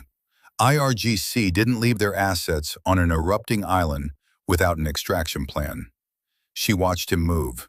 He was efficient, not running, the terrain didn't allow running, but moving with the controlled urgency of someone who understood the timeline and had done the arithmetic on it. He had a pack on his back and the rifle slung across his body, and he was navigating the ash-covered rock with the practiced ease of someone who knew this specific terrain. He'd been on this island before, maybe many times. She had him in her scope at 1,100 meters. The range was at the limit of her platform's effective capability. She'd be fighting ballistic drop, the increasing ash in the air affecting her round's flight path, the thermal distortion from the volcanic heating below. It was a hard shot. For a shooter of her capability, it was a makeable shot. She put her crosshairs on the center of his back, held them there. She thought about the refugee convoy, about what he'd done and what he hadn't done. She thought about the relay tower and the controlled miss and the tunnel entrance and the way he'd stood on his ledge afterward and looked at her across 840 meters without raising his rifle. She thought about Mercer's question from that morning. Why would someone want this corridor running dark? She thought about who had actually been running it dark and why. The crosshairs stayed on his back. She thought about 14 confirmed kills in region, about a ballistic-rated glass panel calculated and penetrated at 940 meters, about a man who had been on this island for 14 months, watching a private contractor strip mine a conflict zone using humanitarian cover, and who had been doing something about it. She thought about what her official mission said she was here to do. She took a breath. She moved her barrel 2 degrees up and right, away from him toward the ash-filled sky, and she pressed the trigger. The shot went into the empty air above the ridgeline. She chambered the next round on reflex, then consciously released the tension from her trigger finger and lowered the barrel. She stood up from her prone position. Across 1,100 meters of volcanic terrain, through 12 times magnification, she watched the Falcon pause on the ridge traverse. He'd heard the shot. He stopped moving and turned, not toward her, not scanning, just standing still for a moment, the way a person stands when they've heard something unexpected and are processing it. Then he turned back north and kept moving. She watched him go until the ash haze swallowed him. Then she turned east and walked to the salt flat. The Israeli Navy SAR helicopter landed on the salt flat at 2007. She walked out of the ash haze and into the downwash and handed her rifle to the crew chief because the crew chief reached for it, and she let the man take it because she was tired. Not injured, she'd done an inventory somewhere between the ridgeline and the flat, but the deep, systemic tiredness of someone who had been making high-stakes decisions for 11 hours and was now, suddenly, in a situation where other people were making decisions around her. The crew chief was saying something. She nodded. She climbed into the aircraft. The aircraft lifted. She looked down at the island as they rose and banked east. Through the haze and the ash and the volcanic light, she could see the shape of it, the ridgeline where she'd been, the valley corridor below, the dark scar at the northern approach where the tunnel entrance had collapsed. She could see 3 active vent columns now, and the western face of the caldera was showing a glow that hadn't been visible earlier. By morning, she estimated, the island would be unrecognizable. She keyed the crew radio. "Is there a comms link to Kestrel Actual?" The co-pilot handed her a handset. "Mercer, you're up." His voice, the relief in it was professionally suppressed, but she heard it. "Good. The Falcon is extracting north along the ridge. Small boats somewhere on the northern coast." A pause. "I had a shot." "I know." A beat. "What happened?" She looked at the island below, at the collapsing infrastructure of a private military operation that had used a humanitarian corridor as a legitimacy shield and had almost gotten 200 civilians killed tonight to protect its logistics chain. "I missed," she said. Mercer was quiet for a long moment. "Understood," he said. That was all. Below the aircraft, the first major lava flow reached the eastern valley floor. She watched it move, slow, inexorable, orange against the dark basalt, following the same path through the corridor that the buses had used 12 hours ago. It covered the ground without urgency. It covered the traces of everything that had happened there. The brass casings, the boot prints, the blood, the broken road surface, the ghost of a tunnel entrance that no longer existed. In 6 hours, the corridor would be lava field. In 6 months, the island would be a new landscape. The command ship was running dark when the SAR bird landed on the flight deck. Not literally. The navigation lights were on, the deck was lit. But there was a quality to the activity on deck that told her something had happened. The normal, organized flow of a military vessel at operational tempo had been replaced by a tighter, more deliberate energy. People moving with purpose, people talking in small groups and stopping when they saw her step off the helicopter. Mercer was waiting at the hangar door. He was 63 years old and looked every year of it. A lean, lined face under cropped gray hair, shoulders that still had the posture of a man who'd spent decades behind a rifle, even though he was holding a paper coffee cup and wearing civilian contractor clothing. He looked at her for a moment when she walked up. "You're okay," he said, not a question. "I'm okay." He handed her the coffee cup. She took it. They walked inside. "The Helix liaison officer has been placed under flag-level review," Mercer said, his voice low and conversational. "The Israeli Navy liaison I went through. His flag contacted our flag 2 hours ago. There's a process starting." He paused. "It's going to be slow. It's going to be institutional. It's probably going to produce a findings report that gets classified at the top level and filed somewhere. And Helix? Their extraction operation on the island is finished. The tunnel system is gone. Their surface infrastructure is gone. The eruption is going to do the rest." A pause. "Their mineral rights license is under review, pending an investigation that, again, is going to be slow and institutional. But their board members still have their board seats." "Yes. And the man who sat on the corridor approval committee is cooperating with investigators, apparently. His lawyers are cooperating with investigators." Mercer's voice was precise, flat, his version of disdain. "He'll cooperate until the investigation loses momentum, which investigations like this one tend to do. She drank the coffee. It was bad. The particular bad coffee of a shipboard urn that had been sitting since morning. But it was hot, and it was something to do with her hands. The convoy coordinator, she said. The Helix employee who pushed the first convoy early and tried to run the second convoy tonight. He's on a flight to Tel Aviv. There's a warrant process starting.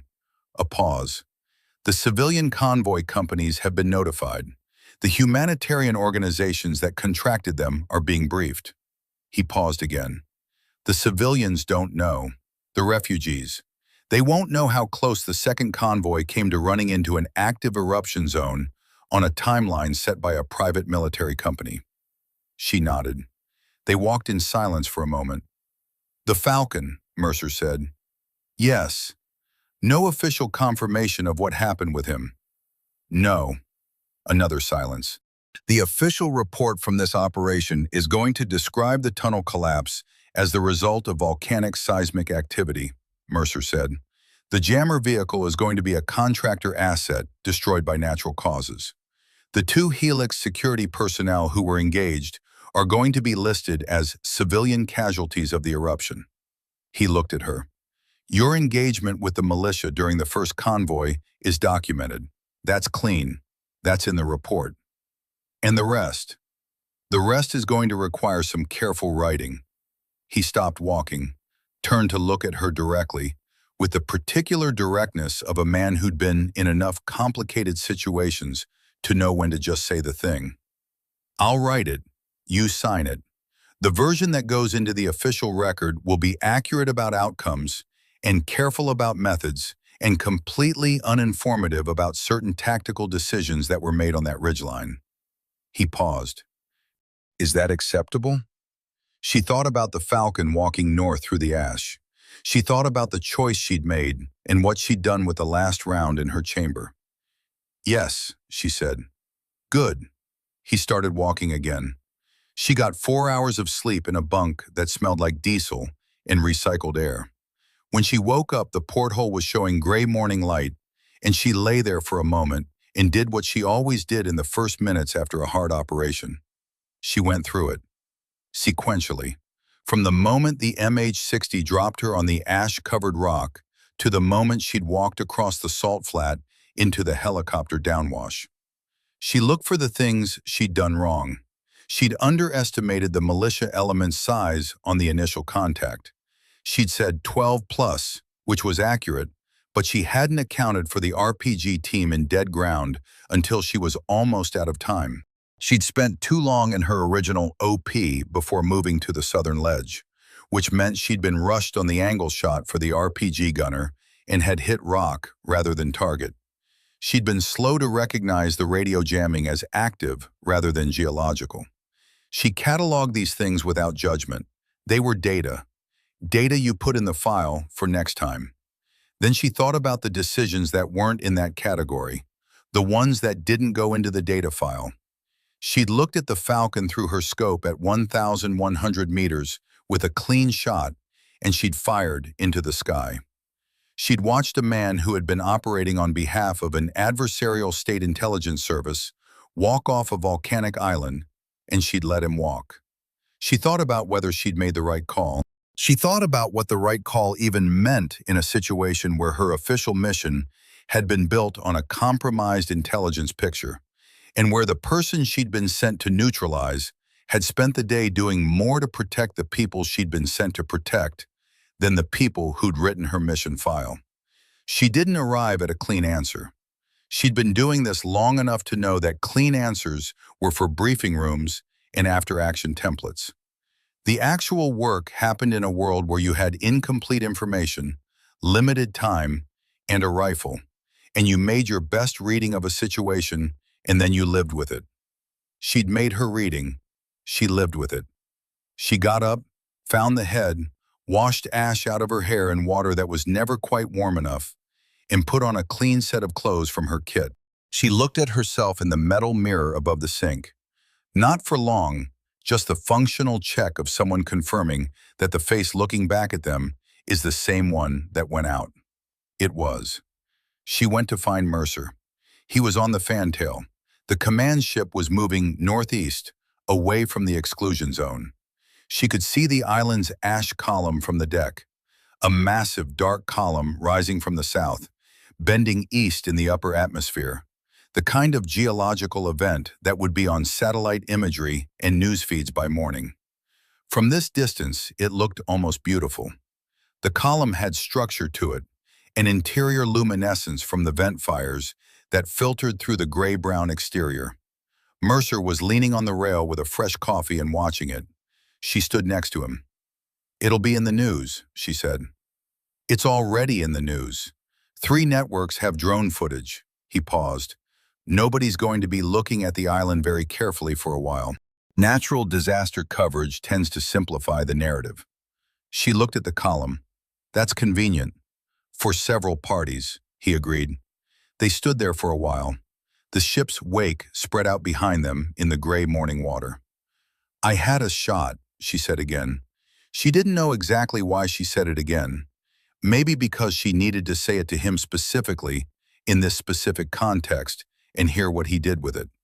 Mercer turned his coffee cup in his hands, looked at it, looked at the ash column.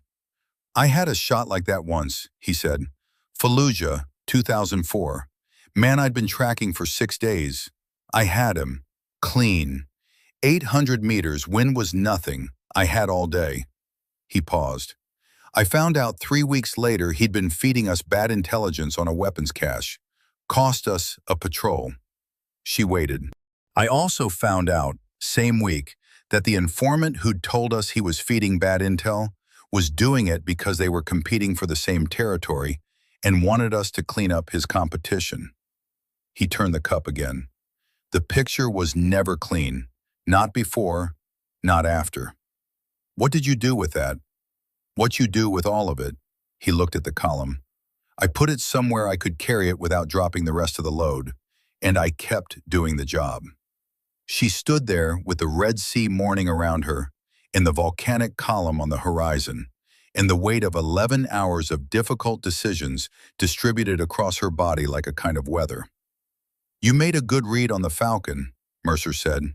"Maybe the right read. I don't know. I do know that the outcome of this operation is better than it would have been if you'd been a good soldier who followed her brief and neutralized her assigned target at the first opportunity." He paused. "The report I'm writing reflects that.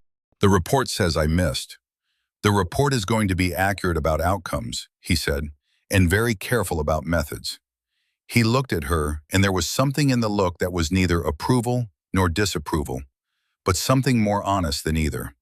The look of a man who'd been making these kinds of calls for 40 years and had learned to live with the imprecision of them. "You're going to be doing this job for a long time, Riley. You're going to be in situations where the brief is wrong and the picture is complicated and the correct choice isn't in the doctrine manual. What I can tell you is that the quality I'm watching you develop, the ability to think past the brief, to read the actual situation, that quality is rarer than marksmanship." He finished his coffee and looked at the ash column one more time. "Don't lose it," he said. "The institutions will try. The paperwork will try. The people who write the briefs will try." He set the cup on the rail. "Don't let them." He pushed off the rail and walked inside. She stayed on the fantail and watched the island burn. 3 weeks later, she was in a briefing room at a base in Germany. The room was the kind of room that all briefing rooms ultimately were. Fluorescent light, laminate table, chairs that were slightly too uncomfortable for the length of meetings that happened in them. A projector, a screen, a stack of folders, classified, with the kind of cover sheets that indicated the classification level had been reviewed by someone who wanted to make sure you knew how seriously they took it. The briefing officer was a colonel she'd never met.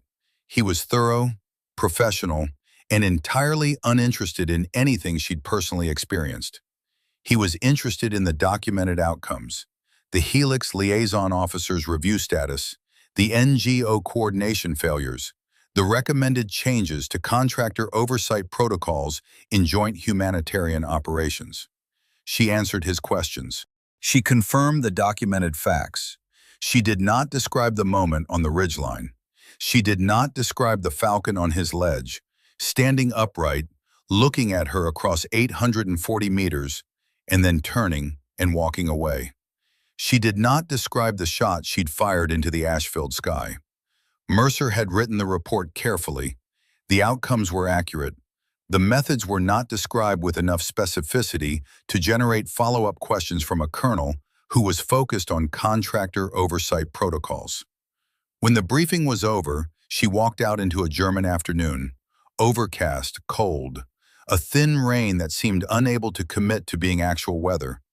And she thought about the island, about where it was now, 3 weeks later. The geological surveys she'd read indicated that the caldera had produced a significant effusive event, the kind that reshaped coastlines. The exclusion zone had been expanded by maritime authorities. No extraction operations were viable.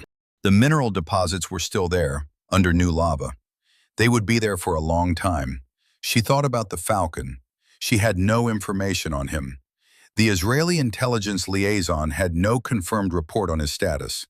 He'd been on a volcanic island during a significant eruption event, and he had or hadn't gotten off it, and she didn't know which. She thought about the way he'd stood on that ledge. She thought about the shot she'd fired into the sky. She pulled up the next briefing file on her tablet. A new mission. Different location, different threat picture, different set of variables that would assemble themselves into a situation that the people who wrote briefing files had understood imperfectly and that she would have to read in real time with incomplete information and make calls that weren't in the doctrine manual. She read the first page. She pulled the tablet back, looked at the gray German sky, and thought about what she was going to need to understand before she got on the next helicopter. The work was the work. She kept reading.